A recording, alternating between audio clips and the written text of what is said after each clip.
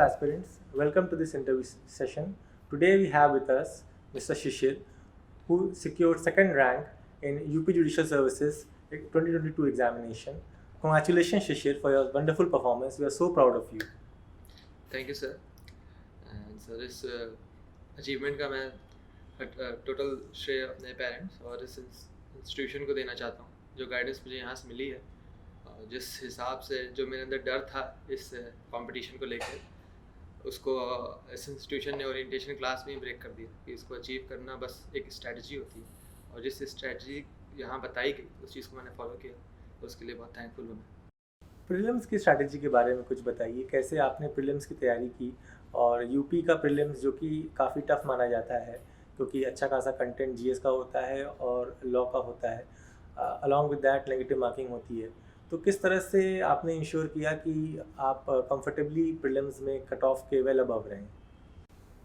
Sir मैंने prelims के लिए अपने वीक पॉइंट और स्ट्रॉन्ग पॉइंट को एनालाइज किया और जिस हिसाब से सर यूपी जुडिशरी का सिलेबस इतना वास्ट है ड्यू टू जीके, जिसमें जीके एकदम पीसीएस लेवल की आती है, तो उसके लिए मुझे जो यहाँ से गाइडेंस मिली कि मुझे कुछ कुछ बेसिक सब्जेक्ट्स को टारगेट करना चाहिए जो कि मेरे लॉ के सिलेबस के साथ मैच भी कर जाए और मुझे ज़्यादा प्रेशर भी ना हैंडल करना पड़े। तो इस तरह से मैंने अपना पूरा टारगेट कॉन्स्टिट्यूशन के साथ पॉलिटी पे डाला था ताकि मैं दोनों को कवर कर लूँ। और मेरा GK, polity, current affairs and मेरा साइंस बैकग्राउंड होने के कारण मैंने अपने जीएस पे ध्यान दिया था। जीके में मैंने सिर्फ ज़्यादा ओवर कॉम्प्लिकेट करने की कोशिश नहीं की थी। मेरा टारगेट था कि मैं 60 to 70 स्कोर कर लूँ और मैंने ज़्यादा रिलायंस अपने लॉ के सब्जेक्ट पे डाला था। और लॉ के लिए सर मैंने बेसिक सबसे था कि बेयर एक्ट को मैंने कई बार रीडिंग की थी और मेरा मेन सोर्स बेयर एक्ट ही थे। और उसके बाद सर मैंने परीक्षा मंथन डिजिटल क्लासेस की बुक आती है एमसीक्यू की, उसको रेफ़र किया था और उस बुक को सर मैंने कई बार लगाया था। जैसे इस इंस्टीट्यूशन से मुझे गाइड मिला था कि ठहराव बहुत ज़रूरी होता है स्टूडेंट्स में और बहुत सी सोर्स बुक है लेकिन आप कोई भी एक बुक टारगेट करके उसको बार बार सॉल्व करना ज़रूरी है। तो सर मैंने इसी की को फॉलो किया था कि रिपीटिशन इज़ द की, और मैंने बार बार उस बुक को शुरू से लेके एंड तक ख़त्म करने की कोशिश की थी और जितना बार भी पॉसिबल हुआ था मैंने अपने बेयर एक्ट को रिवाइज किया था। अच्छा, मेंस की तैयारी करते समय ये इंश्योर करना काफ़ी टफ हो जाता है कि हम कंटेंट क्या पढ़ें, क्योंकि बहुत सारा कंटेंट अवेलेबल है, एक टॉपिक पे बहुत कुछ पढ़ा जा सकता है, लेकिन एग्जामिनेशन पॉइंट ऑफ व्यू से ये आइडेंटिफाई करना कि रेलेवेंट क्या है और क्या हम अपनी एबिलिटी के हिसाब से उसको आंसर में लिख सकेंगे, ये एक स्किल सेट होता है। तो ये कैसे डेवलप किया? सर मेंस के लिए मैंने अपनी पूरी रिलायबिलिटी परीक्षा मंथन फिजिक्स क्लासेस के मॉक टेस्ट पे डाली।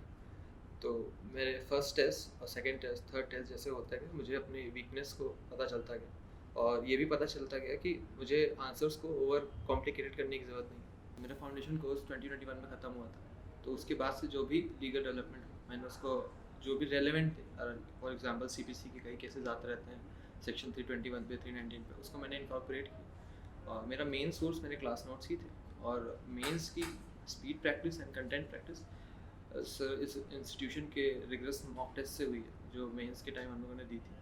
उससे मुझे ये पता चला कि मेरे क्या क्या वीक पॉइंट हैं और आंसर राइटिंग मुझे क्या चीज़ पे फोकस करना है। सो पहले अर्ली टाइम्स में मैं अपने आंसर को थोड़ा कॉम्प्लिकेट करने की कोशिश करता था, लेकिन यहाँ से जो गाइडेंस मिली तो मैंने वापस से अपने आंसर्स को सिंपल वर्ड्स में लिखने की कोशिश की और जिसकी वजह से मेरे आंसर राइटिंग की स्पीड भी इम्प्रूव हुई और मेरे आंसर के कंटेंट्स भी इम्प्रूव हुए। इंटरव्यू स्ट्रैटेजी के बारे में कुछ बताइए, क्या कैसे इंटरव्यू का अप्रोच किया जाए, क्योंकि इंटरव्यू का कोई सिलेबस ऐसा सच नहीं होता है, तो स्टूडेंट्स की ये क्वेरी रहती है कि कितना पढ़ें इंटरव्यू में, क्या पढ़ें, तो कैसे अप्रोच किया इंटरव्यू को आपने? सर इंटरव्यू के लिए मुझे जो यहाँ से गाइडेंस मिली मैंने उसको ही फॉलो करने की कोशिश की और मैं बस यही कहूँगा कि इंटरव्यू में हम लोग कभी कभी ओवर थिंक कर देते हैं चीज़ें, वहाँ पर वो करने की ज़रूरत नहीं।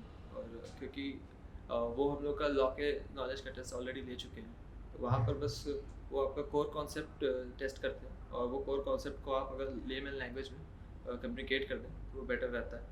और कभी कभी होता है कि उस समय क्वेश्चंस नहीं आते हैं, तो वहाँ पर रेदर देन कोई वेग आंसर देने उसको आप हम्बली एक्सेप्ट कर लें कि आप उस समय वो रिकॉल नहीं कर पा रहे। तो वो बेटर होता है। और एडिशनली मैंने इंटरव्यू के लिए बस अपने क्लास नोट से एक बार अपने कॉन्सेप्ट क्लियर किए थे और वहाँ पर जितना काम और कंपोज होकर मेरे आंसर देने की कोशिश की उतनी दी थी। Shishir, motivation is very important throughout the journey. So, how you kept yourself motivated and energized throughout the journey? Sir एक मेरा फेवरेट कोट है, ट्रस्ट द प्रोसेस। और सर मैंने अपने प्रोसेस में ही पूरा ट्रस्ट डाला। कहाँ कभी कभी सिचुएशन आती है क्योंकि सर आप वैकेंसी प्रिडिक्ट नहीं कर सकते, लेकिन आपको प्रिपेयर्ड रहना चाहिए। और जब आप वैकेंसी प्रिडिक्ट नहीं कर सकते तो इस पूरे पीरियड में आप कभी कभी डाउन फील करते हैं। लकीली सर इस यहाँ पर आने के बाद और मेरे कुछ कॉलेज फ्रेंड्स हैं और for example rank 1 Nishi Gupta and Sukriti, वो लोग भी मेरे फ्रेंड हैं। तो हम लोग आपस में एक एम रख के जब प्रिपरेशन कर रहे थे तो कभी भी ऐसा कोई डाउन मोमेंट आया एक दूसरे के लाइफ में, हम लोगों ने एक दूसरे को सपोर्ट किया। और सर यहाँ से फिर जो मेंटरशिप गाइडेंस मिली मुझे कि how to handle pressure in examination, वो भी बहुत मेरे लिए हेल्पफुल हुई। और मेरे पेरेंट्स का गाइडेंस जो मुझे कभी प्रेशराइज नहीं किया और कभी फील नहीं होने दिया कि मैं कोई प्रेशर लूँ, तो वो बहुत इंपॉर्टेंट फैक्टर रहा मेरे लिए। So, Shishir, what advice would you like to give to the aspirants so that they can follow and achieve the success which you have achieved successfully? सो मैं अपने फेलो एस्पिरेंट्स को यही कहना चाहूँगा कि बहुत ओवरडू ना करें और लाइफ को भी साथ में एंजॉय करें, क्योंकि ये एक बहुत इम्पॉर्टेंट चीज़ है कि अगर आप ओवर प्रेशराइज कर लेंगे तो आपकी एफिशिएंसी भी कम होगी। और बस कंसिस्टेंट रहें और रोज़ कुछ ना कुछ कवर करने की कोशिश करें, पढ़ने की कोशिश करें। ऐसा नहीं कि आपको 8 घंटे पढ़ना है, 4 घंटे पढ़ना है। बस अपने पढ़ाई में ब्रेक ना आने दें ज़्यादा, क्योंकि आप जब ब्रेक आने देते हैं तो शायद पुरानी चीज़ें आप जो मुझे लगता है आप भूल सकते हैं। और मैं बेसिक यही कहूँगा कि जितना पॉसिबल हो सके उतना आप रिवाइज करें और जो भी आपको गाइडेंस मिलता है उसको फॉलो करते रहें। Sparing your invaluable time and discussing various aspects of preparation and guiding the students. I wish you all the best for your journey as a judicial officer. Thank you so much sir.